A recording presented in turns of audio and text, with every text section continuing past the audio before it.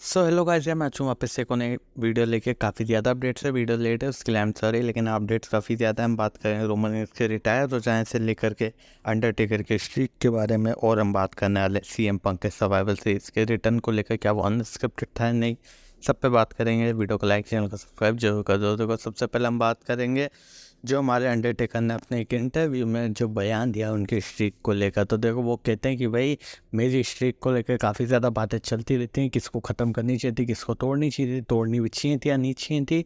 लेकिन मुझे पर्सनली ऐसा लगता है कि शायद जो बंदा मेरी स्ट्रीक को तोड़ता वो होना चाहिए था ब्रे वाइट, क्योंकि हमारा कैरेक्टर भी थोड़ा एक जैसा ही था और वो एक तरह से पासिंग ऑन द बैटन हो सकता था, ऐसा अंडरटेकर का कहना है। अब देखो, मेरी मानो तो काफ़ी ज़्यादा नाम आते हैं इस चीज़ को लेकर। कुछ लोग कहते हैं रोमन रिंग्स होने चाहिए थे, कुछ कहते हैं शायद एज होने चाहिए, तो कुछ कहते हैं हमारे ब्रॉक लेसनर करेक्ट इंसान थे जिन्होंने ब्रेक करी।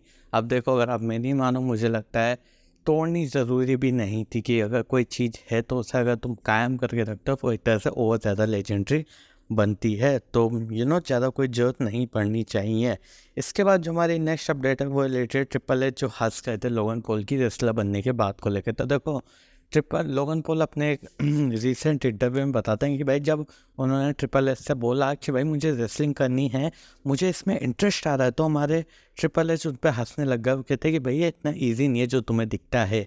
लेकिन उसके बाद जब लोगन पॉल ने परफॉर्म करना चालू करा तो हमारे ट्रिपल एच की रिस्पेक्ट भी लोगन पॉल को मिली कि भाई ट्रिपल एच रिस्पेक्ट करता है मेरी, भाई ऐसा। वो भी काफ़ी ज़्यादा सरप्राइज हो गया मेरी है प्रोग्रेस देखकर। तो हाँ, वो भी खुश थे। तो इस तरह से बताया भाई क्या सीन था क्या नहीं सीन था। इसके बाद जो हमारी नेक्स्ट अपडेट है वो रिलेटेड है सीएम पंक का जो सर्वाइवल सीरीज में रिटर्न हुआ था। उसके बाद जो हमारे सेथ रॉलिंस ने मिडिल फिंगर दिखाई थी सीएम पंक को, क्या वो स्क्रिप्टेड था। तो देखो, बेकी लिंच एक इंटरव्यू में आती है जिसमें वो काफ़ी सारी बातें बताती हैं। वो बताती है कि उनका कॉन्ट्रैक्ट 2 महीने में एक्सपायर हो जाएगा। वो चीज़ बताती हैं कि जब ये चीज़ हुई थी तो वो गोरिल्ला पोजीशन में थी, और जैसे सीएम पंक आते हैं और जो सेथ रॉलिंस का रिएक्शन था, क्योंकि उन्हें जेन्युइनली नहीं पता था कि सीएम पंक का रिटर्न होने वाला है। सीएम पंक का रिटर्न होता है जैसे तो सेथ रॉलिंस पागल हो जाते हैं, वो एकदम से ऐसी वैसी चीज़ें कर देते हैं। और बैक जो प्रोड्यूसर वगैरह होते हैं वो सब माइक में कहने लग जाते हैं कि Seth is going mad, Seth is going mad. मतलब वो जो भी था वो रियल था काफ़ी ज़्यादा।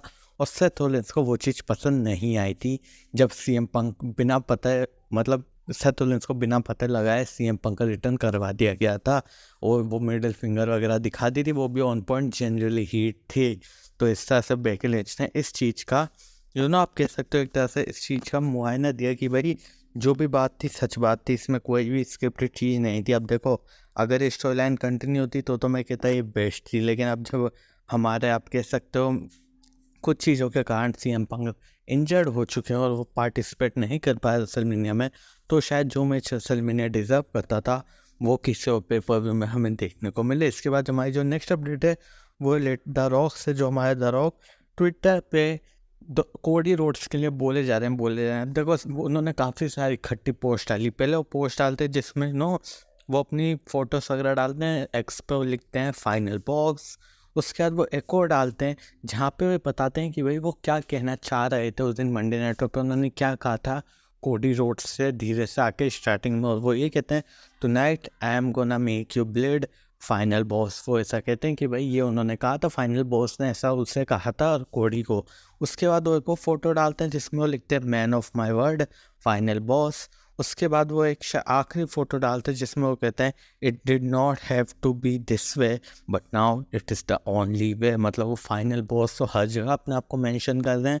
अब पता नहीं वो फाइनल बॉस हैं कि नहीं, लेकिन अगर मेंशन कर रहे हैं तो शायद वो हो भी। लेकिन जो इसके बाद हमारी फाइनल अपडेट है आज की वो रिलेटेड है रोमन रेंस के करियर से, कि क्या वो रिटायर होने वाले थे, क्या वो अभी तक रिटायर हो चुके होते। तो देखो, पॉल हेमन ने एक रिसेंट इंटरव्यू में ये बताते हैं कि भाई जब 2020 में वो जब बैकस्टेज काम कर रहे थे, तो जब भी रोमन रेंस ने ब्रेक लिया था कोविड में, जब भी उनका कॉल जाता था रिटर्न के लिए, तो वो कहते थे रोमन रेंस की I am done with wrestling. इस तरह से वो कहते थे सीधा सीधा।